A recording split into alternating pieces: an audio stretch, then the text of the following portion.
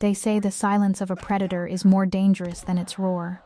But as my palm connected with the jaw of the most feared man in Seoul, the silence wasn't dangerous. It was deafening. I didn't care about his custom suit or the way his guards reached for their holsters. I only cared about the tears in my son's eyes. Welcome, my fierce hearts and midnight dreamers. If you've been riding with me, you know we don't do boy meets girl here.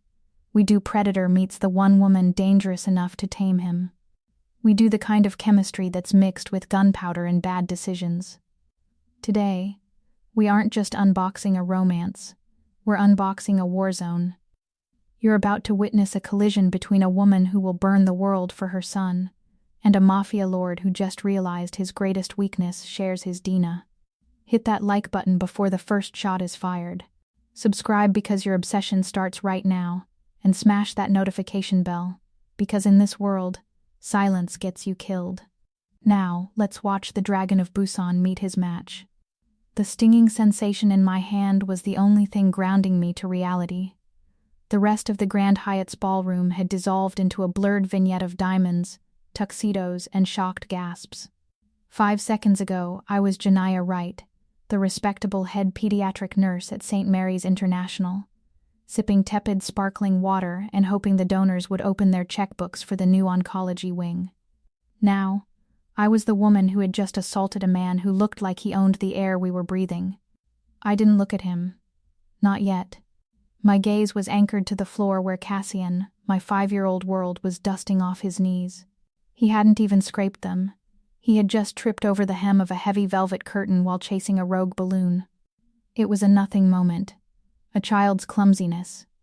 But he had made it something else. "Get up," the man had said. The voice had been a low baritone, wrapped in silk and cruelty. "Tears are a waste of hydration. Stop crying like a weakling." That word, weakling. It triggered a protective rage in me that bypassed logic, bypassed fear, and went straight for the throat. Cassian wasn't weak. My son could recite the periodic table before he could tie his shoes. He had endured fevers that would break grown men without making a sound. He was crying because he was embarrassed, not because he was hurt. I grabbed Cassian's shoulder, pulling him behind the flared skirt of my emerald gown, finally lifting my eyes to the man I had just struck. The first thing I registered was the sheer size of him. He was towering, built like a fortress wrapped in a bespoke black suit that probably cost more than my nursing school tuition. His hair was swept back, severe and dark, framing a face that was devastatingly handsome and utterly terrifying. High cheekbones, a jawline sharp enough to cut glass, and now, reddening slightly where my hand had made contact. Around us, the air pressure seemed to drop. 6 men in matching earpieces materialized from the shadows, their hands sliding inside their jackets. I knew that motion. I worked in the ER long enough to know what comes after that reach. "Ma'am, step back," one of the guards barked, his voice tight with panic. Not panic for him, panic for me. I didn't step back. I stepped forward. "He is 5 years old," I hissed, my voice steady despite the adrenaline flooding my veins. He tripped. He didn't fail a tactical assessment. He fell down. The man in the suit slowly turned his head back to center. He didn't look at his guards. He didn't look at the crowd whispering behind their champagne flutes. He looked at me. His eyes were dark voids, devoid of light, devoid of mercy. For a split second, a shiver of déjà vu rattled my spine, a ghost of a memory, a scent of sandalwood and rain, but I crushed it. The man I loved 6 years ago was dead, buried in a plot I was never allowed to visit. This man was just another rich bully who thought the world existed to be stepped on. "Do you know who I am?" he asked. His English was perfect, clipped and cold. "I don't care if you're the emperor of the universe," I snapped, pointing a manicured finger at his chest. "You do not speak to my son that way. You do not shame a child for being a child. If you want to bully someone, try someone your own size." Oh wait, that would require courage, wouldn't it? A collective gasp went through the room. Someone dropped a glass. It shattered, the sound echoing like a gunshot. The guard closest to him stepped in, a gun half drawn. "Boss, I'll handle." The man raised a single hand. The guard froze instantly. The control he commanded was absolute, terrifying. He took a step toward me. The scent hit me then, expensive tobacco, cold air, and something dangerously masculine. My heart hammered against my ribs, but I refused to blink. If I was going to die tonight in front of Seoul's elite, I would die standing between this monster and my son. Courage. He repeated the word as if tasting it. He reached up, his thumb brushing the corner of his lip where I'd struck him. You have terrible survival instincts, miss? Right, I said, lifting my chin. And my instincts are fine. I just have a low tolerance for arrogant pricks. He stared at me. For a long, agonizing moment, he just stared. I expected anger. I expected him to snap his fingers and have me dragged out. But instead, his eyes narrowed, scanning my face with a clinical, almost predatory curiosity.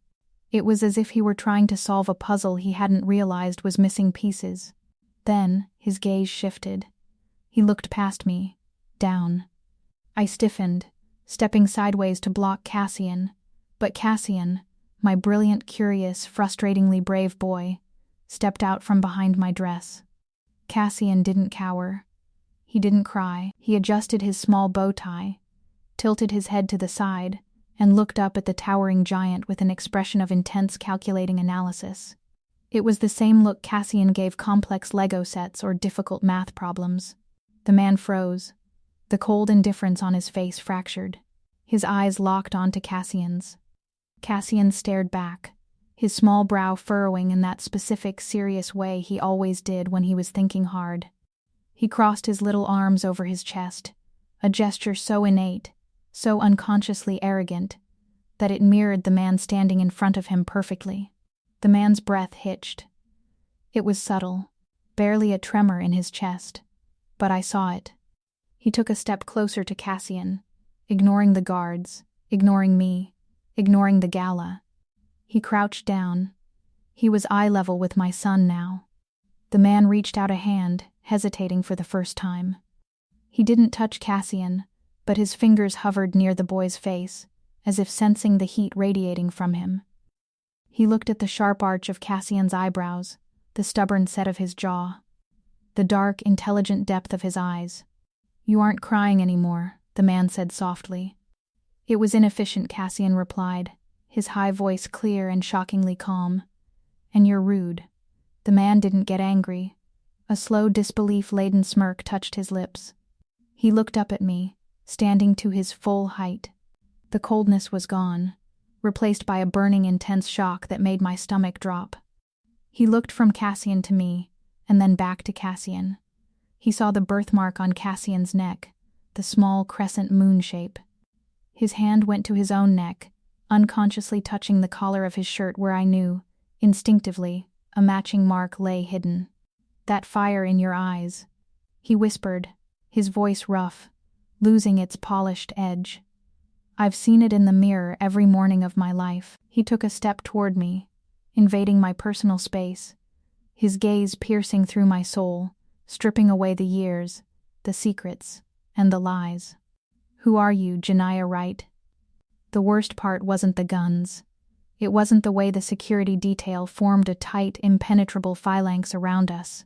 It was the silence of the room. Moments ago, these people were sipping vintage Pinot Noir and discussing philanthropic tax write-offs. They were doctors, politicians, celebrities, people who claimed to stand for justice and order. But as the man I knew as Han placed a proprietary hand on the small of my back, a touch that burned through the silk of my dress like a brand, the crowd parted. They split like the Red Sea, but there was no Moses here, only a shark, guiding his prey into deeper waters. I caught the eye of the chief of surgery, a man I'd shared coffee with that very morning. He looked away, suddenly fascinated by the ice sculpture in the corner. That was the moment I understood the true geography of Seoul.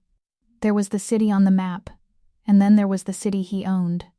Walk, Chan-goo murmured, his voice low enough that only I could hear it. It wasn't a request. I tightened my grip on Cassian's hand. My son, sensing the shift in atmospheric pressure, remained eerily quiet. He didn't ask where we were going. He just matched my stride, his small patent leather shoes clicking in rhythm with the heavy thud of combat boots surrounding us.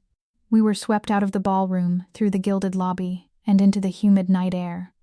A convoy of black vehicles idled at the curb like hearses waiting for a funeral procession.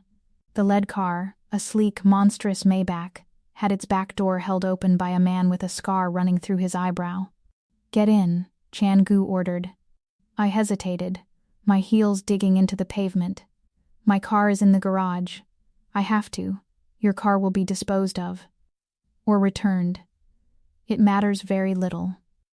He nudged me, not roughly, but with an implacable force. "Get in." I climbed inside. There was no choice. Not with Cassian beside me. The door shut with the finality of a coffin lid, sealing us in a vacuum of terrifying luxury. The interior of the Maybach was a sensory assault. It smelled of rich, supple leather that had never seen a speck of dust, mixed with the sharp, icy scent of expensive vodka and tobacco. But beneath that lay his scent. Sandalwood. Rain. A ghost I had spent 6 years trying to exorcise from my lungs. It clashed violently with the reality of my life, the faint, lingering smell of hospital antiseptic on my skin, and the scent of the artificial strawberry fruit snacks, currently crushed in Cassian's trouser pocket. 2 worlds, colliding in the back seat of a car that cost more than my entire apartment building. The engine purred to life, a silent beast waking up. As the car pulled away, the city lights of Seoul smeared into streaks of neon, blue, red, gold. I stared out the window, forcing my breathing to remain even. Han. 6 years ago I was a nursing student on a study abroad program. He was just Han, the brooding, beautiful mystery I met in a jazz bar in Itaewon. We had 3 months. 3 months of fire and secrets and nights where the world outside the bedroom door ceased to exist. Then came the phone call. A stranger's voice. There was an accident. Gang violence. "He's gone. Don't come to the funeral if you want to stay alive." I had mourned him. I had cried until my throat bled. I had returned to America, broken, carrying a secret life inside me. I named my son Cassian, a name that sounded as deep and unending as the ocean, because Han had once told me he wanted to see the Pacific. I came back to Korea a year ago for the position at St. Mary's because the pay was incredible and I wanted Cassian to know his heritage. I thought I was safe. I thought I was walking in a graveyard, not a lion's den. I didn't know Han was Han Chan-goo, the Titan of Busan. He doesn't blink much. The voice shattered my internal spiral. I turned. Chan-goo wasn't looking at me. He was sitting in the opposing seat, his long legs crossed, staring at Cassian. Cassian was sitting next to me, his hands folded neatly in his lap, staring right back. "Most children cry in this situation," Chan-goo observed, his tone clinical, detached. "They sense the danger. They weep for their mothers." "I am calculating the probability of escape," Cassian said. The air left the car. Chan-goo's eyes widened, just a fraction. A flash of something, pride, sparked in the darkness of his gaze. "And?" Chan-goo asked. "What is the probability?" "Low," Cassian admitted, sounding disappointed. "The door handles are disabled. The glass is reinforced polycarbonate. And you have 4 guards in the trailing vehicle." I squeezed Cassian's hand, hard. "Cassian, quiet. Let him speak," Chan-goo commanded, his gaze snapping to me. The heat in his eyes was almost unbearable. "He is smarter than you were at his age. You were always impulsive, leading with your heart, slapping men you don't know." "I knew a man once," I said, my voice trembling with a rage I couldn't suppress. "But he died. Apparently, he was a liar too." Chan-goo's jaw tightened, a muscle feathered in his cheek. "I didn't lie, Janiyah. I was erased. There is a difference. Tell that to the candles I lit," I spat. "Tell that to the son I raised alone because I thought his father was rotting in the ground." The words hung heavy in the air. The son I raised alone. He reached into his jacket pocket. For a second my heart stopped, fearing a weapon, but he pulled out a slim, black tablet. He tapped the screen twice and spun it around on the center console to face me. It was a digital dossier. My face stared back from the screen. My driver's license photo. My work history at St. Mary's. My current address in Mapo-gu. My bank records. And then, a birth certificate. Cassian Wright. Father, unknown. It took my team 4 minutes to scrub the hospital database, he said, his voice dropping an octave. I know where you live. I know you buy groceries on Tuesday nights. I know you work the night shift on Thursdays. I know everything, Janiyah. If you threaten me. Threaten you? He laughed, a dark, humorless sound. I don't need to threaten what is already mine. The car began to slow down. I looked out the window. We weren't heading toward the river, toward the residential district where my small, safe apartment waited. We were heading up into the hills, toward the private estates that loomed over the city like gargoyles. The iron gates of a massive compound were opening ahead of us. This isn't the way to Mapo-gu, I said, panic finally bleeding into my voice. Take us home. Now. Chan-goo leaned forward. He moved with the sudden blurring speed of a viper. Before I could flinch, his hand was on the leather seat beside my head, boxing me in. His face was inches from mine. I could feel the heat radiating off him, smell the danger and the desire mixed into a potent cocktail that made my head spin. His dark eyes roamed over my face, searching for the girl he lost and finding the woman who survived him. I don't believe in ghosts, Janiyah, he whispered, the vibration of his voice humming against my skin. But I am looking at a woman I saw buried 6 years ago and a boy who has my father's eyes. We aren't going to your apartment. He pulled back as the car came to a halt inside the compound walls, the heavy gates clanging shut behind us, sealing our fate.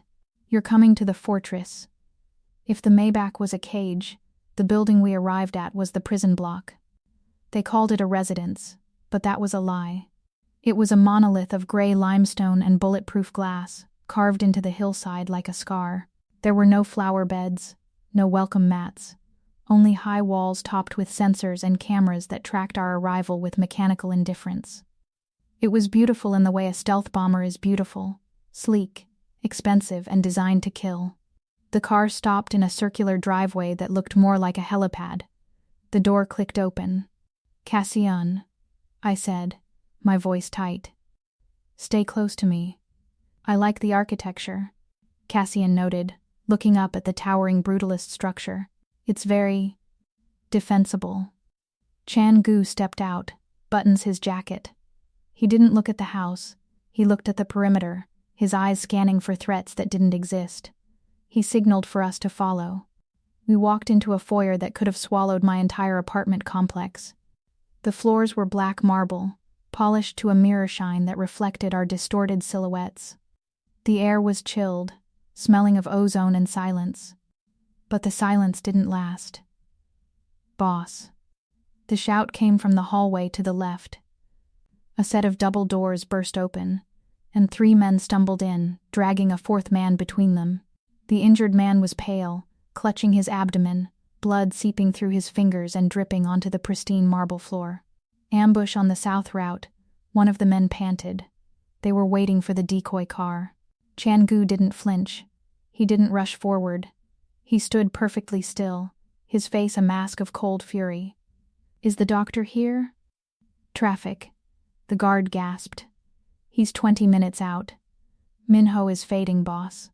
The injured man groaned, his knees buckling. They dropped him to the floor, the metallic smell of blood instantly overpowering the expensive cologne in the room. I looked at the man on the floor. He was young. Too young. His lips were turning blue. I didn't think. I didn't calculate.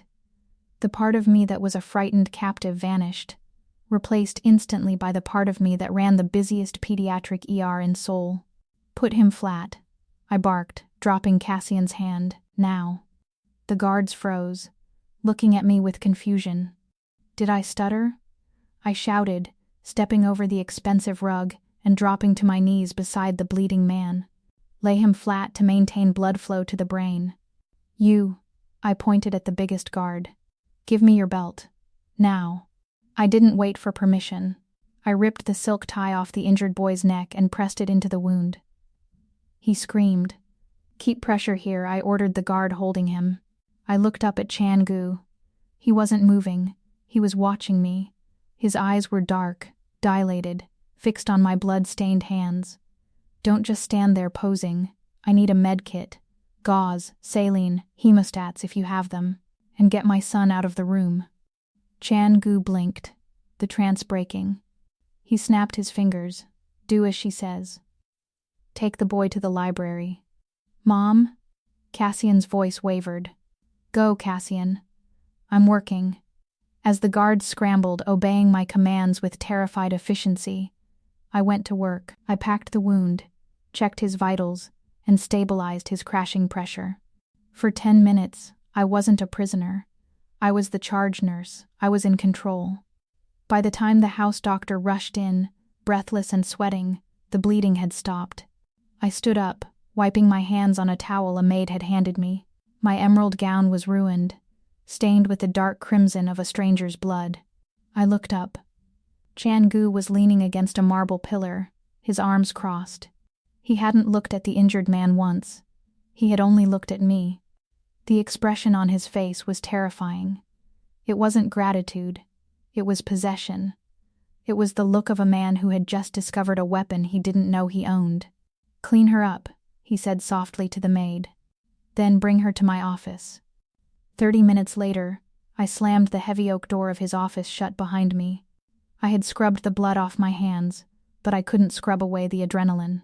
I was wearing a fresh robe they had provided, silk, black, too big, because they had taken my dress to be cleaned. Chan-goo was sitting behind a desk that looked like it was carved from the hull of a ship. He was pouring 2 glasses of amber liquid. "You have steady hands," he said, sliding a glass across the mahogany surface. "I want my son," I said, ignoring the drink, "and I want a car to take us home." "Home," he repeated. He picked up a remote and pressed a button. The wall behind him, which I thought was a solid panel, slid open to reveal a massive screen. On it was a live feed of an apartment building. My apartment building. "I bought it," he said casually, taking a sip of his drink. I froze. "What?" "The building. The land it sits on. I bought it 20 minutes ago. My holding company also just paid off the remaining 40 million won of your nursing school loans. And, purely for efficiency, I had your resignation letter sent to St. Mary's." The room spun. You can't do that." "I can." I did. He stood up, walking around the desk. "You are homeless, unemployed, and debt-free. You have nowhere to go, Janiyah. You arrogant son of a—" I lunged for the desk, grabbing the heavy file folder sitting there, the contract, and hurling it at his chest. Papers scattered across the floor like confetti. "I am not a piece of property you can acquire. I am a mother. I am a professional." "Exactly," he said, his voice dropping to a growl. He stepped into my space, forcing me back until my hips hit the edge of the desk. He didn't touch me, but he caged me in with his body, his hands planting on the wood on either side of my waist. "You are a professional," he hissed, his face inches from mine. "And I need a professional. You saved my man downstairs. You have fire. You have skills. I won't work for a criminal. You'll work for the father of your child." The air left my lungs. "Cassian is a target now," he said, the cruelty in his voice replaced by a stark, brutal honesty. "My enemies were at that gala. They saw him. They saw me look at him. If you walk out that door, you won't make it to the main road before someone snatches him to get to me. Is that what you want? Do you want his blood on your hands, Janiyah?" "You did this," I whispered, tears of rage stinging my eyes. "You brought this danger to us, and now I am the only wall standing between him and the fire." He reached out, his thumb brushing the pulse point on my neck. My heart was hammering against his finger. He could feel my fear. He could feel my hate. And God help me, he could feel the treacherous spark of electricity that still arced between us after 6 years of silence. "The job is simple," he murmured. "You stay here. You live here. You are his protector. You are my private medical consultant. You have full access to everything, except the exit. And if I refuse? You won't." He leaned in, his lips brushing my ear, his heat enveloping me completely. "You can hate me, Janiyah. You can try to run. But every breath that boy takes is now protected by my blood. You signed your freedom away the moment you let me see his face. Sunlight didn't enter this house, it was permitted access. I woke up in a bed large enough to sleep a family of 5, tangled in sheets made of Egyptian cotton so high a thread count they felt like water against my skin. For a moment, just a split second between dreams and wakefulness, I reached out for the alarm clock in my cramped apartment in Mapo-gu. My hand hit cold, polished marble instead. Reality crashed back in. The gala, the slap, the fortress. I threw off the covers and marched to the walk-in closet. It was larger than my old kitchen, and it was full. Rows of garments hung like silent soldiers, silks, cashmeres, velvets. Everything was in my size. Everything smelled of lavender sachets and money. He was trying to dress a doll. I ran my hand over a backless evening gown that cost more than a kidney transplant. "Not today, Satan," I muttered. I bypassed the frills and the seduction pieces. I found a pair of high-waisted, wide-legged trousers in a severe slate gray, and a crisp white blouse that buttoned to the neck. I didn't dress for a date. I dressed for a shift. If I was going to be the medical consultant, I was going to look like one. Dinner was an exercise in absurdity. The dining table was a slab of obsidian long enough to land a plane on. Chan-goo sat at the head, looking like a king on a dark throne. Cassian and I were seated to his right, the distance between us and him feeling like a canyon. The silence was only broken by the clink of silver against china. Servants moved like ghosts, placing plates of Wagyu beef and truffle-infused potatoes in front of us. I stared at the plate. Then I looked at the chef, who was hovering nervously by the door. "This is a pediatric cardiac nightmare," I announced. The chef stiffened. Chan-goo stopped cutting his steak. "Excuse me?" Chan-goo asked, his voice low. "The sodium content in this sauce alone is enough to spike a hypertensive crisis," I said, pointing my fork at the meat. "And for a 5-year-old? His kidneys are still developing. He needs balanced macros, not a heart attack garnished with gold leaf." I looked at Chan-goo. "You want him protected? Start with his arteries. Get us some steamed vegetables and grilled chicken. No salt." The chef looked terrified, waiting for the execution order. Chan-goo stared at me. He chewed slowly, swallowed, and then a ghost of a smirk touched his lips. He looked at the chef. "You heard the consultant. Vegetables. No salt." As the chef scrambled away, Chan-goo leaned back, swirling his wine. "You are difficult to please, Janiyah. I'm not here to be pleased." I shot back, cutting Cassian's meat into tiny pieces. "I'm here to keep my son alive, even if it's from your hospitality." After dinner, we retreated to the playroom. If my apartment was a shoebox, this room was a toy store. It had floor-to-ceiling shelves of Lego sets, rare action figures, and a coding station that rivaled NASA's setup. But despite the abundance, the room felt sterile. Cold. Cassian sat in the center of the plush rug, dismantling a complex robotic arm he'd found. He was quiet. Too quiet. He hadn't spoken since we arrived. I sat on the window seat watching him, my heart aching. He was internalizing the stress.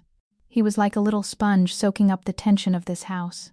Then I felt it, the prickle on the back of my neck.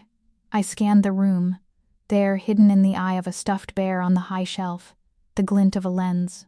I stood up, walked directly to the shelf, and stared right into the glass eye. "I know you're watching," I said, my voice sharp. "You sit in your tower staring at screens like a coward. If you want to know him, come down here. Stop studying him like a lab rat and talk to your son." I held the gaze for 10 seconds. Then, the heavy door behind me clicked open. I turned. Chan-goo stood there. He had ditched his jacket. His sleeves were rolled up to his elbows, revealing forearms corded with muscle and a tattoo of a dragon winding around his wrist, a mark I remembered tracing with my fingertips a lifetime ago. He didn't look at me. He walked past me, carrying the scent of sandalwood and rain, and sat down on the rug opposite Cassian. Cassian didn't look up. He was struggling with the servo motor of the robot arm. It wouldn't align. Chan-goo watched him for a long minute. He didn't coo. He didn't use a baby voice. "The torque is too high," Chan-goo said. His voice was deep, rumbling in the quiet room. Cassian paused. He looked at the robot, then at Chan-goo. "It needs to grip," Cassian said, his brow furrowed. "It can't grip if the gear strips," Chan-goo countered. He reached out. "May I?" Cassian hesitated. He was possessive of his projects. But he nodded. Chan-goo took the small screwdriver. His hands, usually instruments of violence, were shockingly precise. He adjusted a tension screw inside the mechanism, a movement so subtle I barely saw it. "You have to bypass the limiter," Chan-goo murmured, handing it back. "Rules are for the hardware. Software overrides them." Cassian took the robot back. He typed a quick command into the attached tablet. The arm whirred to life, snapping shut with perfect precision and speed, twice as fast as the manual said it should go. Cassian's eyes went wide. He looked at the robot, then at Chan-goo. The admiration in his face was instant and terrifyingly pure. "You hacked it," Cassian whispered. "I optimized it," Chan-goo corrected. And then, it happened. Cassian threw his head back and let out a laugh. It wasn't a polite chuckle. It was a belly laugh, a sound of pure, unadulterated delight. It was a sound I hadn't heard since we left America. It bounced off the cold walls, warming the room instantly. "Do it again," Cassian demanded, shoving another robot at the most dangerous man in Korea. Chan-goo froze. The sound of that laugh seemed to hit him harder than my slap had. He looked at the boy, his boy, and the mask of the mafia boss cracked. For the first time I saw the man beneath, the man who had been lonely for 6 years. He picked up the second robot. "Okay. Watch closely." I stood in the corner, my arms wrapped around myself, feeling a dangerous lump form in my throat. I wanted to hate him. I needed to hate him. But watching them, two geniuses with the same eyes, speaking a language only they understood, it chipped away at my armor. An hour later, Cassian was asleep on the rug, clutching the robot. I carried him to the bed in the adjoining room, tucking him in. When I stepped back into the hallway, Chan-goo was waiting. The lights were dimmed, casting long shadows across the marble. He was leaning against the wall, staring at the floor. When he looked up, the air between us pulled tight, charged with an electricity that made my skin prickle. "He is brilliant," Chan-goo said softly, "like you." "He's stubborn," I replied, my voice barely a whisper. "Like you." Chan-goo pushed off the wall and took a step toward me. He stopped just outside of touching distance. The smell of him was overwhelming, masculine, heady, intoxicating. He looked at the closed door of Cassian's room, then back to me. His eyes were dark, swirling with a conflict that mirrored my own. "I brought you here to protect my blood," he said, his voice rough, like gravel over silk. I thought I was securing an asset. He looked at my mouth, then up to my eyes. The intensity of his gaze pinned me to the spot. "I didn't realize," he whispered, "that you'd be the one to make it start pumping again." The sky over Seoul didn't just break, it shattered. The storm had rolled in off the Yellow Sea an hour ago, turning the night into a violent strobe light of purple and white. The thunder wasn't a rumble, it was a detonation. It shook the limestone walls of the fortress, rattling the reinforced glass like a cage being kicked by a giant. For most people, it was just weather. For me, it was a time machine. Crack boom. I flinched, dropping the glass of water I'd been trying to drink in the sanctuary of my bathroom. It smashed against the tile, but I didn't hear it. I heard the echo of mortar fire. I smelled cordite and burning rubber. The phantom ache in my left shoulder flared, a sharp biting pain that had nothing to do with barometric pressure and everything to do with a life I had buried under scrubs and nursing degrees. I couldn't stay in the bedroom. The walls felt too close, too much like a bunker. I tightened the sash of my silk robe, a sliver of silver fabric that felt like a second skin, and opened the door. The hallway was dark, the only light coming from the lightning flashing through the skylights, illuminating the marble floor in brief ghostly bursts. I walked toward the main salon. I needed space.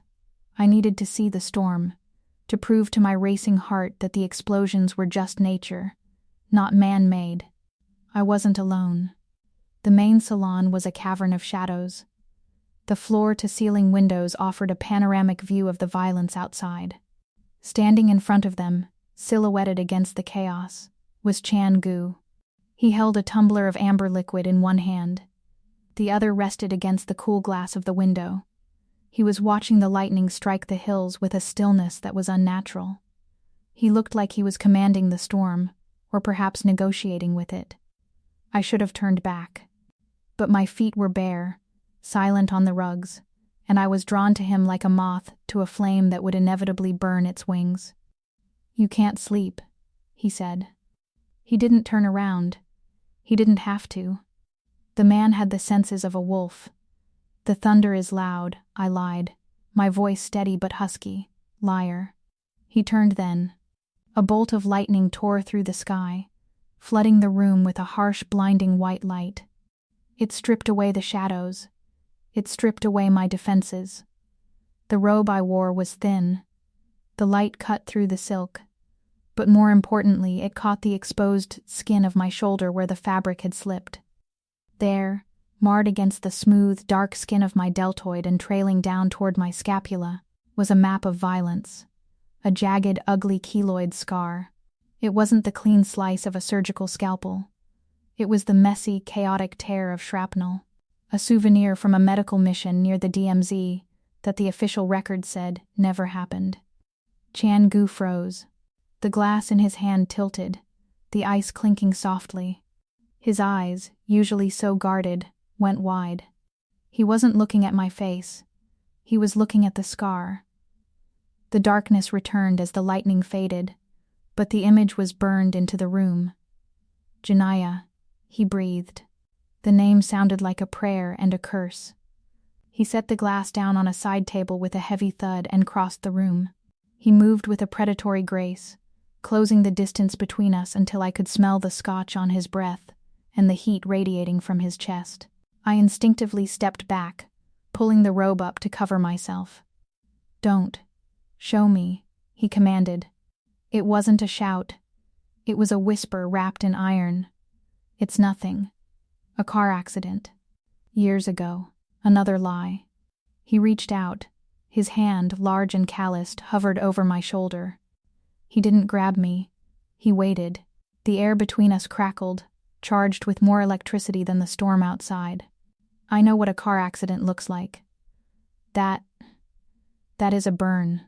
That is metal tearing through flesh. That is war. He gently, almost reverently, pushed the silk aside. I stopped breathing. No one had touched that scar in years. Not since Cassian was born. It was my secret shame, my reminder of the violence I was capable of. His fingertips grazed the raised skin. His touch was shockingly cool against my burning flesh. He traced the jagged line of the scar, his touch feather light, exploring the topography of my pain. "Who did this to you?" The rage in his voice was terrifying. It was a low, vibrating growl that seemed to come from the center of the earth. He wasn't disgusted. He was furious, not at me, but for me. "It was a different life," I whispered, shivering under his touch. "Before Cassian. Before I learned that healing was harder than killing." His eyes snapped to mine. The admission hung in the air. Harder than killing. He looked at me with a new expression. The curiosity was gone, replaced by a dark, simmering recognition. He saw the monster in me, the survivor, and he didn't run. He welcomed it. "We are a matched set, then," he murmured. He took my hand and guided it to his chest, pressing my palm flat against his dress shirt. I could feel the heavy, powerful thud of his heart. Under his shirt, I felt the ridges of something hard, thick scar tissue running across his ribs. "A knife," he said simply. "When I was 12. My father's rival thought I was too slow. He was wrong. But he left a reminder." He stepped closer. We were chest to chest now. The storm raged outside, wind howling against the glass, but inside, the silence was heavy, thick with desire. He looked down at me, his eyes searching my face, dropping to my lips. My breath hitched. My body betrayed me, leaning into him, seeking his warmth, seeking the oblivion that only he could offer. His hand moved from my shoulder to cup my neck. His thumb brushed my jawline. He lowered his head. I closed my eyes, tilting my chin up, waiting for the collision. His breath ghosted over my lips. Janiyah. I could taste the scotch on his tongue. I could feel the danger. I wanted it. God, I wanted it. But then, he froze. The hand on my neck tightened for a split second, then released. He pulled back, putting a foot of cold, empty space between us. My eyes flew open. He was looking at me, his chest heaving slightly, his pupils blown wide with a hunger that terrified me, but his jaw was set in a line of brutal control. "Go to sleep, Janiyah," he rasped, his voice rough, like he was swallowing glass. "Go back to your room." "Chan-goo, go," he ordered, turning his back to me to face the storm again. He gripped his own wrist, the dragon tattoo flexing, as if restraining himself from reaching out again. "Go before I forget that you are my employee. Go before I forget that you are only Cassian's mother." I stood there for a moment, trembling, my skin cold where his hand had been. The rejection stung, but beneath it I heard the warning. He wasn't sending me away because he didn't want me. He was sending me away because he wanted me too much. I pulled my robe tight, turned on my heel, and fled into the darkness, leaving him alone with the thunder and the ghosts we both couldn't outrun. My fierce hearts, the storm outside isn't the only one raging. What do you think Janiyah's scars truly mean? And what life is she hiding? And that moment, was Chan-goo's touch a comfort, or a warning that he's getting too close to the truth? Let me know in the comments below. A dress is just armor with sequins. That's what I told myself as I stared into the full-length mirror. Chan-goo had sent a rack of pastel, docile gowns, the kind worn by women who smile and nod. I sent them back. If I was going into the lion's den, I wasn't going as a lamb. I chose a gown of my own selection, midnight blue velvet, structured and sharp, with a slit that ran dangerously high up my left thigh. It wasn't for seduction. It was for access. I lifted the heavy velvet hem. Secured against my thigh by a black lace garter was a ceramic scalpel. Non-metallic. Undetectable by wands. Razor sharp. I was a nurse. I knew exactly where the femoral artery was. If anyone touched me, I wouldn't need to overpower them. I would just need to nick them in the right spot and wait 3 minutes for them to bleed out. I smoothed the dress down. I wasn't Janiyah the nurse tonight. I wasn't even Janiyah the mother. I was the ghost. Ready? Chan-goo stood in the doorway. He was wearing a tuxedo that fit him like a second skin, all sharp lines and expensive wool. He stopped when he saw me. His eyes raked over the dress, the exposed column of my neck, the dark lipstick I'd applied like war paint. "You look." He paused, searching for the word. "Lethal." "That's the point," I said, grabbing my clutch. "Let's get this over with." The business summit was held at the Floating Island Convention Center, a glass bubble sitting on the Han River. It was a gathering of the most powerful people in Asia, CEOs, politicians, and the shadow figures who pulled their strings. When we stepped out of the car, the air shifted. Chan-goo offered me his arm. I took it. His muscles were rock hard beneath the fabric. He pulled me close, closer than necessary, locking my body against his side. It wasn't a romantic gesture. It was a statement. Mine. We walked through the double doors. The room went silent. It was the same silence as the night of the slap, but heavier. Hundreds of eyes turned to us. They looked at the dragon of Busan, the man who supposedly never forgave an insult, walking arm in arm with the woman who had publicly humiliated him. "Keep your head high," Chan-goo whispered, his lips brushing my ear as we walked through the parting crowd. "To your left, the man in the gray suit. Senator Kim. He takes bribes in Bitcoin. To your right, the woman in red. Madam Lee. She runs the Port Authority and hasn't paid a legitimate tax in 40 years. Charming friends you have, I murmured, forcing a smile that didn't reach my eyes. They aren't friends. They are food. He steered me toward the center of the room. His hand never left the small of my back. His thumb traced small, possessive circles against the velvet of my dress, a constant reminder of his claim. It was infuriating. It was intoxicating. Han Chan-goo. The voice was like oil slicking over gravel. We stopped. A man blocked our path. He was older, with silver hair slicked back and a smile that showed too many teeth. He held a glass of champagne like a weapon. My blood ran cold. I recognized him from the dossier Chan-goo had shown me. Director Sang-hoon, the man who ordered the hit 6 years ago. The man who told me Han was dead. Director, Chan-goo said. The temperature in the room seemed to drop 10 degrees. Chan-goo didn't bow. He didn't smile. He went still, the absolute stillness of a tiger before the pounce. I didn't expect to see you here. I thought you were retiring. The world is too interesting to leave just yet. Sang-hoon chuckled. His eyes, milky and predatory, slid from Chan-goo to me. He looked me up and down with a sneer of undisguised contempt. And who is this? Sang-hoon asked, swirling his wine. I didn't know you had a taste for exotic imports.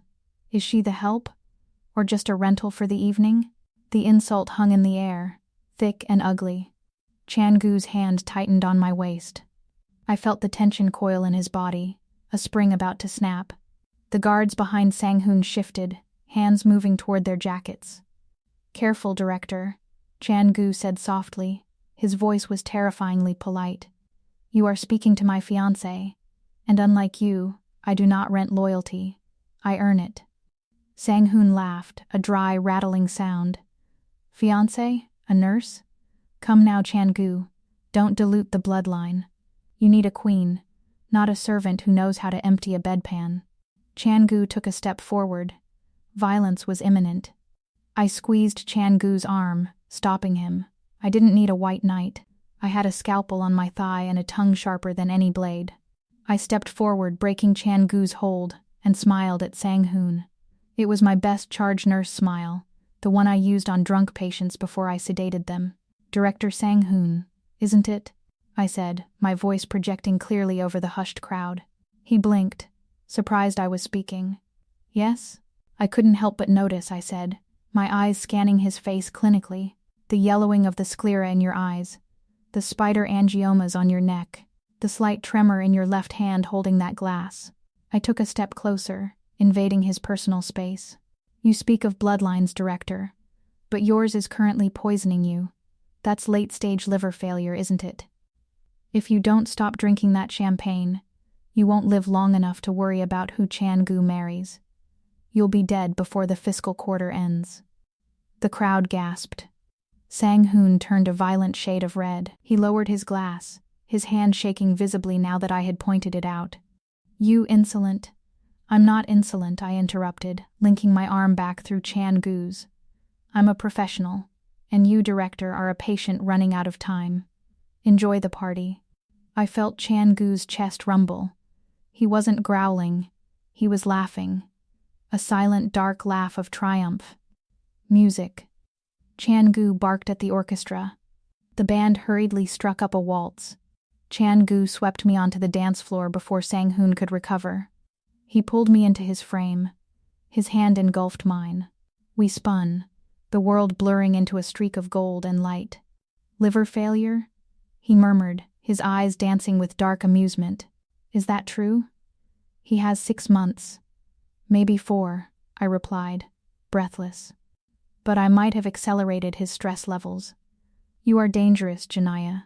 I told you. I'm not a doll. No, he whispered, pulling me flush against him so our bodies moved as one. You are a queen. For a moment, in the middle of the dance floor, I forgot the contract. I forgot the gunfight. I just felt him. The strength of his hand, the heat of his body, the way he looked at me like I was the only thing in the universe that mattered. Then, I saw it. over Chan-goo's shoulder, up on the mezzanine balcony. A flash. Not a camera flash, the glint of a lens adjusting in the dark. A man in a maintenance uniform was tracking us. I stiffened. Chan-goo. Balcony. 3 o'clock. Chan-goo didn't look. He didn't break the rhythm of the waltz. He just spun us, putting his broad back between me and the shooter, shielding me with his own body. I see him, he whispered against my hair. Is it a sniper? Recon, he said, his voice dropping to a deadly calm. They are taking pictures. They want proof of your face. Proof of the weakness. What do we do? He pulled me closer, his grip bruising. Don't look up, he commanded. Smile. Smile like you love me. Smile like we are the happiest couple in Seoul. If they want a show, let's give them a tragedy. I looked up at him. I forced a smile onto my lips, but my eyes were wide with fear. The war has officially started, Janiyah. Happiness is a trap. It softens your edges, dulls your reflexes, and makes you forget that in a world built on violence, peace is just the reloading phase. For 2 hours I forgot. The morning sun was streaming through the bulletproof glass of the kitchen, turning the marble counters into a sea of gold. The air smelled of brewing espresso and pancakes. It was domestic. It was terrifyingly normal. Chan-goo stood at the stove, wearing gray sweatpants and a white t-shirt that stretched tight across his back. He wasn't the Titan of Busan right now. He was just a man trying to flip a pancake without breaking it. It's all in the wrist, I teased, sitting at the island with a mug of coffee. The viscosity of the batter is inconsistent, he grumbled, though a smile tugged at the corner of his mouth. He successfully flipped one, landing it on Cassian's plate. Cassian, sitting next to me, clapped. Good job, father. The word hung in the air. Father. Chan-goo froze. He looked at Cassian, his eyes softening in a way that made my chest ache. He reached out, ruffling Cassian's hair with a hand that had broken bones and signed death warrants. Eat up, smart guy, Chan-goo said softly. Then he looked at me. The heat in his gaze wasn't the predatory hunger of the night before. It was warmer. He walked around the island, leaning in until his face was inches from mine. Last night, he murmured, his thumb brushing my lower lip. You were incredible. I haven't seen anyone shut Sang-hoon down like that in a decade. I just told the truth, I whispered. Maybe, he said, leaning closer, his eyes dropping to my mouth. Or maybe you really are a queen. He was going to kiss me. And God help me, I was going to let him. I leaned forward, closing the gap. Slam, the kitchen doors burst open, hitting the walls with a crack like a gunshot. Chan-goo spun around, his body instantly shifting from lover to killer. He placed himself between us and the door before I could even blink. It was head of security, Min-sok. Behind him were 3 armed guards. They weren't in standby mode. Their weapons were drawn. Put the weapons away, Chan-goo barked, his voice dropping to a growl. You are scaring the boy. I can't do that, boss, Min-sok said. He didn't look at Chan-goo. He was looking at me, and the look in his eyes was pure, unadulterated hatred. Explain, Chan-goo said. The temperature in the room plummeted. Min-sok stepped forward, holding out a tablet. We ran a sweep of the network traffic from last night. During the gala, while you were dancing, Chan-goo took the tablet. He swiped through the screen. Once. Twice. His back went rigid. The relaxed posture of the morning vanished, replaced by the tension of a steel cable about to snap. This is a mistake, Chan-goo said, but his voice lacked conviction. It's not, Min-sok insisted. Outgoing transmission. Encrypted. Level 5 masking. It originated from her phone, boss. The timestamps matched the moment she stepped onto the balcony. Chan-goo turned slowly.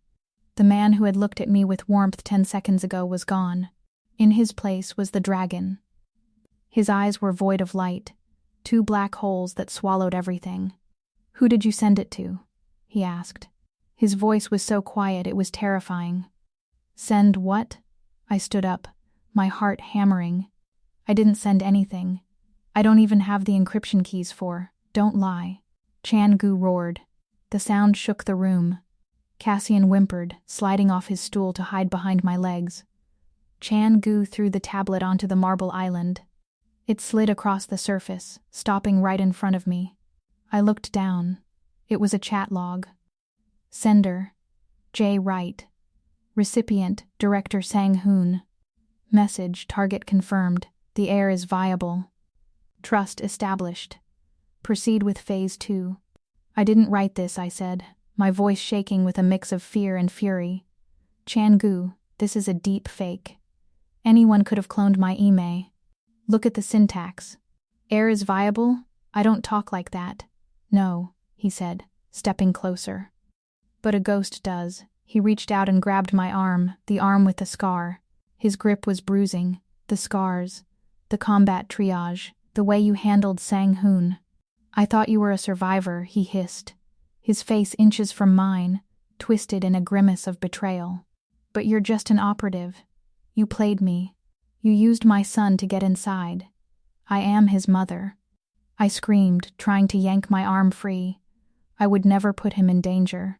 You already have. He released me with a shove that sent me stumbling back against the cabinets. His hand went to his waistband. He pulled his gun. Boss, Min-sok warned. Not in front of the kid. Chan-goo stared at me down the barrel of the gun. The black metal eye didn't blink. I saw his finger tighten on the trigger. For a second, I thought he would do it.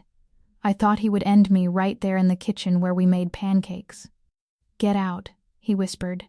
Chan-goo, please. Get out. He screamed. Before I put a bullet in your heart to see if it's as black as mine. I scrambled to grab Cassian. Come on, baby. We're leaving. No. Chan-goo signaled the guards. 2 men grabbed me. Another grabbed Cassian. No. Mommy. Cassian screamed, thrashing in the guard's arms. Let me go. Father, make them stop. Take the boy to the safe room, Chan-goo ordered, not looking at his son. He kept his gun trained on me. He stays. The asset is compromised, but the heir remains. He is not an asset. I fought, kicking and scratching. I landed a solid blow on one guard's throat, but the other slammed the butt of his rifle into my ribs. I gasped, the air leaving my lungs. Chan-goo, don't do this. They're setting you up. Look at the timestamp. It's a plant. Throw her out, Chan-goo said, turning his back on me. If she steps foot on the property again, kill her. They didn't drive me to the city. They dragged me to the main gate and shoved me onto the asphalt. You're lucky he still has a soft spot, Min-sok sneered, throwing my purse after me. I would have buried you in the woods. The heavy iron gates groaned, swinging shut with a final booming clang that echoed like a prison sentence. I lay on the wet pavement, gasping for air, clutching my bruised ribs. The rain had started again, cold and unforgiving, soaking through my thin blouse. Inside the walls, my son was crying. Inside the walls, the man I loved, yes, God help me, loved, thought I was a traitor. I should have been broken. I should have curled up and wept. But as the rain washed the blood from my lip, something else happened. The tears stopped. I sat up.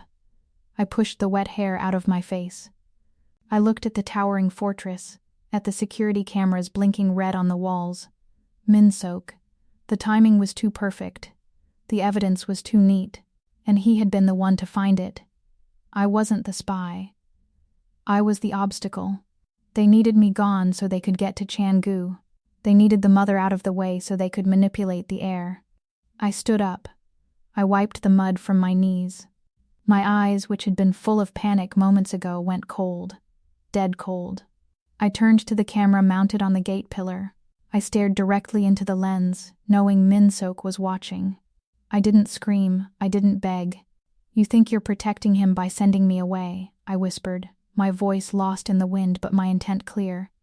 You just opened the door for them to kill you both. I turned and began to walk. Not toward the city, but into the shadows. The nurse was gone. The ghost was back. And she was going to burn that fortress to the ground to get her son back. A nurse heals. A mother nurtures. A ghost eliminates. The basement of the abandoned veterinary clinic in Incheon smelled of bleach and animal fear. It was fitting. I stood in front of a cracked mirror, but the woman staring back wasn't Janiyah Wright, the head pediatric nurse. She was gone. I tightened the straps of the Kevlar vest over my chest. It was stolen tech, lightweight but rated to stop a 9mm slug. I didn't have a tactical belt, I had a modified surgical kit. In the loop on my left thigh, 4 syringes of concentrated epinephrine. In the sheath on my right boot, a ceramic combat knife. In my hand, a silenced P226 Sig Sauer I dug out of a cache I buried 6 years ago, just before I decided to be a good person. Being good nearly got my son killed. I racked the slide. The sound was a crisp, mechanical promise. I wasn't going to the fortress to negotiate. I wasn't going to prove my innocence. I was going to perform a surgery.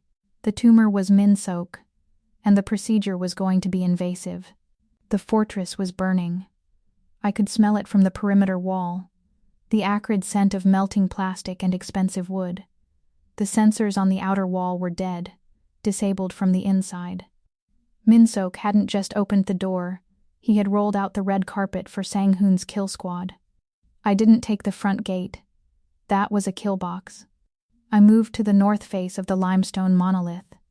During my exile in the Golden Cage, I had memorized every inch of this prison. I knew the climate control vents for the wine cellar were wider than standard code. I slipped through the grate, dropping into the cool, dark shaft. I crawled. My elbows scraped against the metal, but I didn't feel it. I only felt the pounding rhythm of my heart, beating a frantic war drum. Cassian. Cassian. Cassian. I dropped out of the vent into the pantry, landing silently in a crouch. The house sounded like a slaughterhouse. Gunfire echoed from the main foyer. Heavy boots stomped on the marble above. I moved. I flowed through the shadows of the kitchen, the same kitchen where Chan-goo had made pancakes 48 hours ago. Now, it was riddled with bullet holes. A maid's body lay by the refrigerator. I didn't stop. I couldn't save the dead. I reached the service door that opened onto the mezzanine overlooking the foyer. I froze. Below me, the grand entrance hall was a war zone. The obsidian floor was slick with blood. Bodies, Chan-goo's loyal guards, were scattered like broken toys. And there, behind an overturned marble table near the library doors, was Chan-goo. He was a wreck. His tuxedo shirt was torn, soaked in crimson at the shoulder. He was firing his handgun with his left hand, his right arm hanging uselessly by his side. He was pale, sweating, backed into a corner. 6 mercenaries in full tactical gear were advancing on him in a phalanx. They weren't rushing, they were toying with him. They knew the Dragon of Busan was defanged. "Give up the boy, Han," one of them shouted, "and we'll make it quick." Chan-goo didn't answer. He just fired again, dropping a man. But his magazine clicked empty. He dropped the gun. He reached for a knife on his belt, swaying on his feet. He was going to die. He was going to die protecting the door to the room where he thought Cassian was safe. I pulled the pin on the flashbang I'd rigged from magnesium flares. "Close your eyes, Chan-goo," I whispered. I dropped the grenade over the railing. Bang! A supernova of white light detonated in the center of the foyer. The mercenaries screamed, clutching their eyes. I didn't wait for the ring to fade. I vaulted over the railing. I hit the floor in a roll, coming up behind the lead mercenary. Before he could blink the spots from his vision, I drove the ceramic knife into the gap between his helmet and his vest. Severed spinal cord. He dropped without a sound. I spun. 2 shots. Thwip. Thwip. The second and third men fell, holes in their temples. The fourth man, blinking blindly, swung his rifle wildly. I ducked under the barrel, sweeping his legs. As he hit the marble, I didn't shoot. I jammed a syringe of pure epinephrine into his carotid artery. His heart would explode in 30 seconds. The last 2 men scrambled back, realizing the predator had changed. I raised my weapon, my face a mask of stone. 2 clean shots. Silence returned to the foyer, broken only by the gurgling of the dying men and the heavy, ragged breathing of the man behind the table. I turned.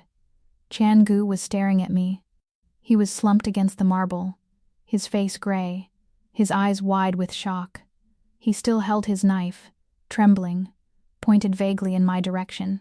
He looked at the bodies. He looked at the tactical gear. He looked at the woman he had thrown out into the rain. "Janiyah?" He rasped, blood bubbling on his lips. You're the spy." I walked over to him. I didn't offer comfort. I didn't hug him. I holstered my weapon and crouched down, grabbing his chin to force him to look at me. "I am not a spy," I said, my voice cold and hard as steel. "I am a mother. And you are bleeding out." I ripped the hem of my shirt, pressing the fabric into his shoulder wound. He groaned, his head lolling back. "Why?" He whispered. "I exiled you." "Because you were stupid," I snapped. "And because my son needs a father, even if that father is an idiot who trusts the wrong people." I grabbed a discarded rifle from a dead mercenary and shoved it into his good hand. "Can you stand?" "I think my leg is broken." I didn't ask for a diagnosis. I asked if you can stand. He looked at me. The shock in his eyes began to fade, replaced by a flicker of the fire I knew. He gritted his teeth, a low growl building in his throat. He used the rifle as a crutch and hauled himself up, swaying but upright. "Good," I said. "Save the questions for later. If you want our son to see the sunrise, you're going to help me kill the rest of these people." He nodded, a grim smile touching his bloody lips. "Yes, ma'am." Then a sound tore through the silence, a scream, high-pitched. Terrified. Cassian. It came from the library, the safe room.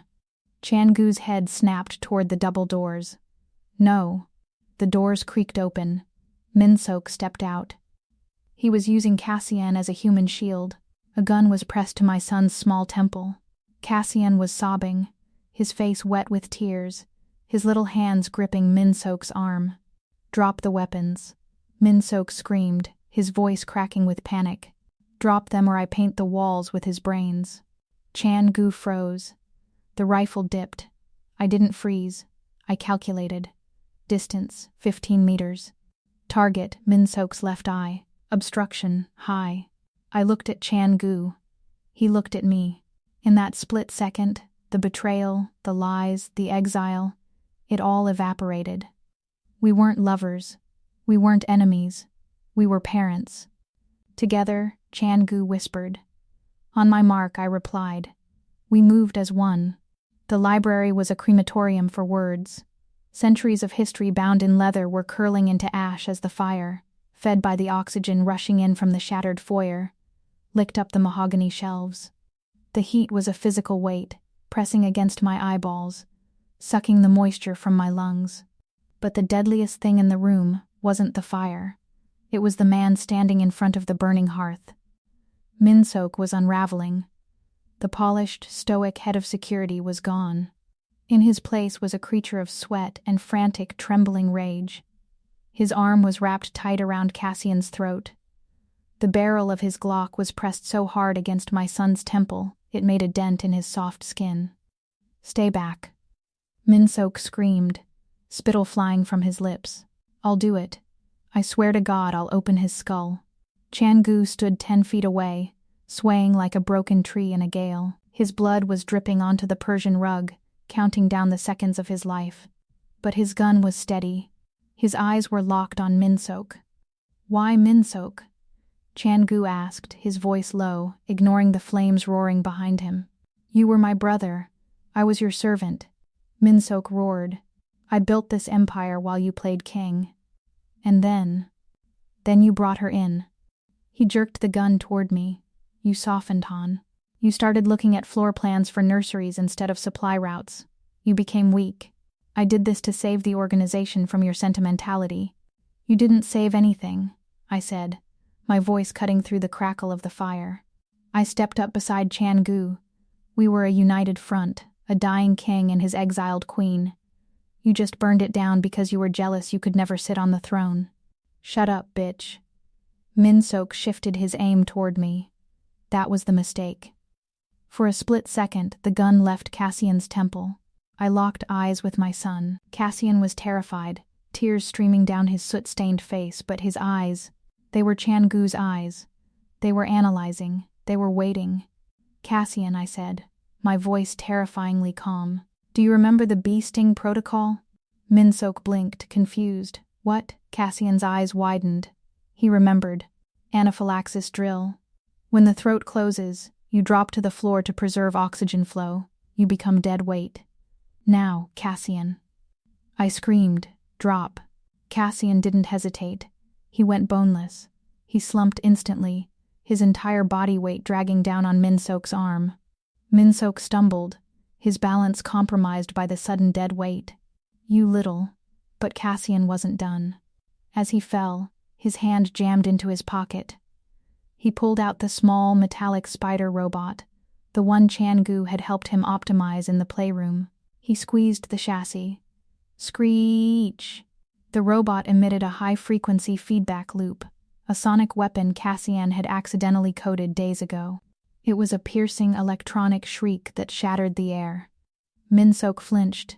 It was a microsecond of instinct. He clamped his hands over his ears, the gun waving wildly.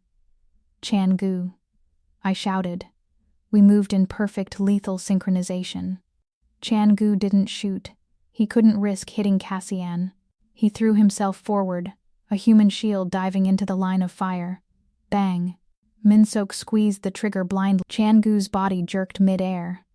A spray of red mist erupted from his chest. He hit the floor, sliding over Cassian, covering his son's small body with his own broken frame. Min-sok looked down, a triumphant grin twisting his face as he leveled the gun at Chan-goo's back for the kill shot. He forgot about the ghost. I didn't run. I didn't scream. I stood my ground, raised the Sig Sauer, and exhaled.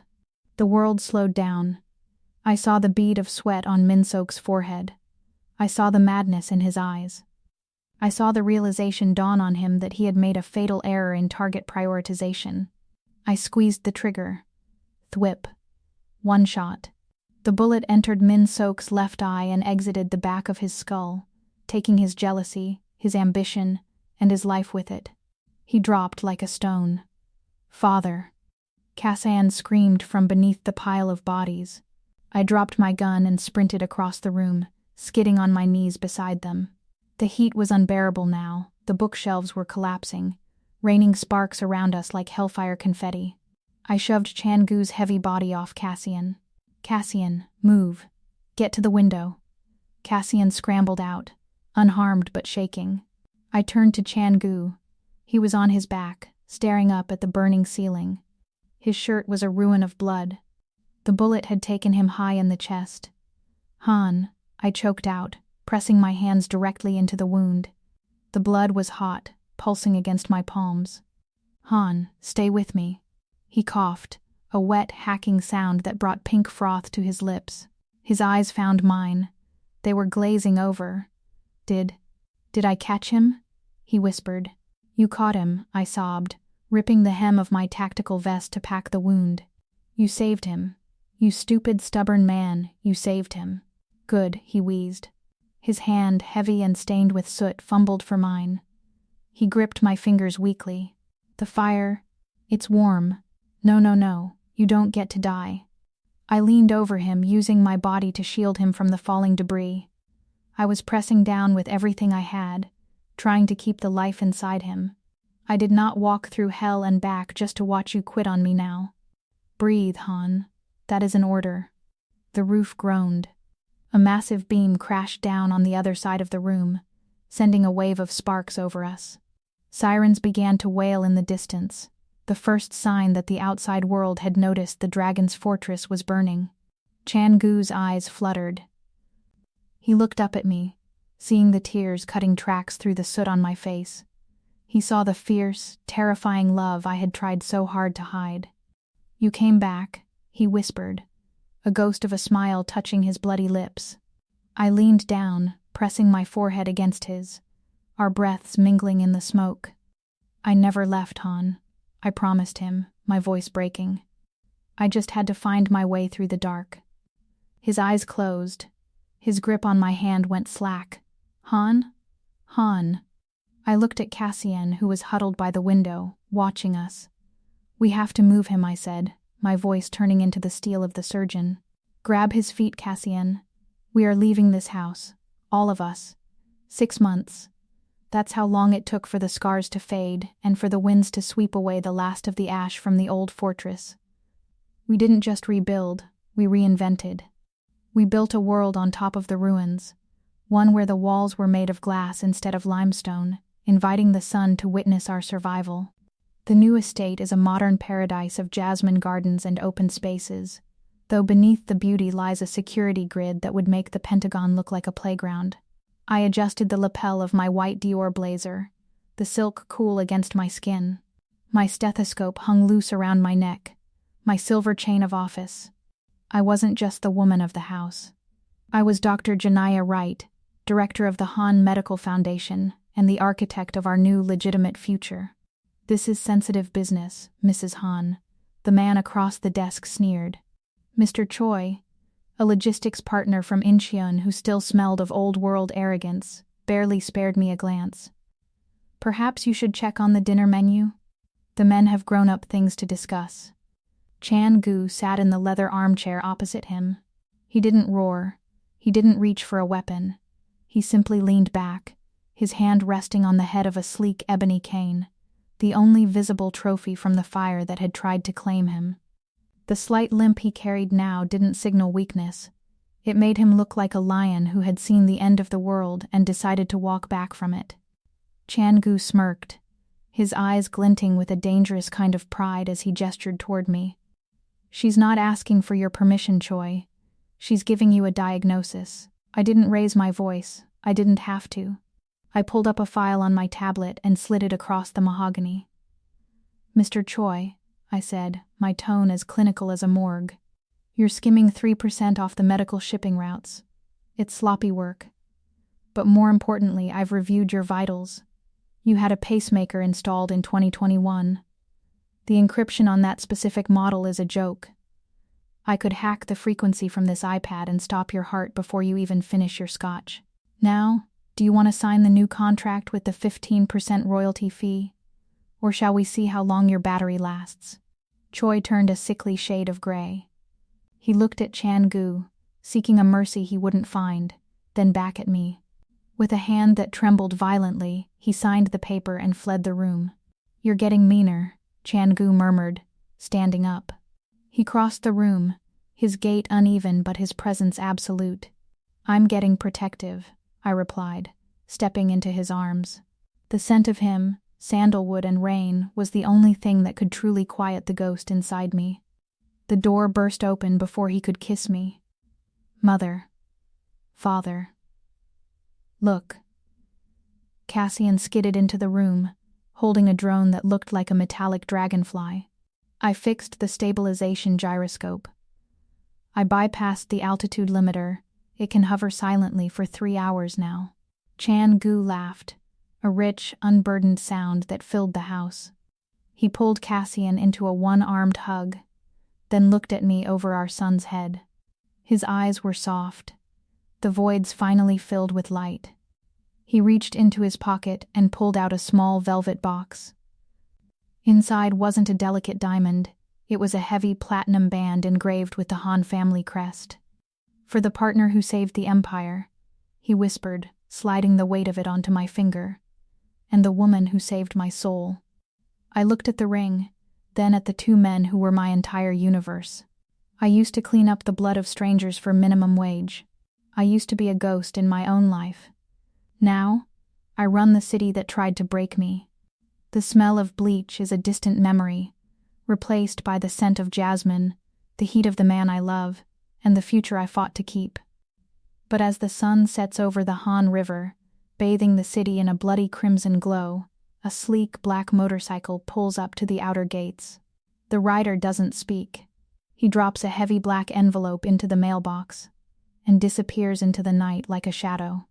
Inside, tucked beneath the flap, is a single grainy photograph of me from my days as a ghost operative, covered in blood, holding a weapon, and looking very much like a woman who hasn't finished her work. Across the bottom, written in red ink that looks far too much like fresh blood, are 6 words. The past never stays buried, Agent Wright. See you in the spring.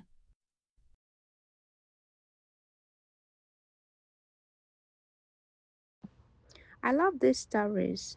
I love that the women's character are intelligent, smart. Keep writing. I'm sharing your stories with my friends.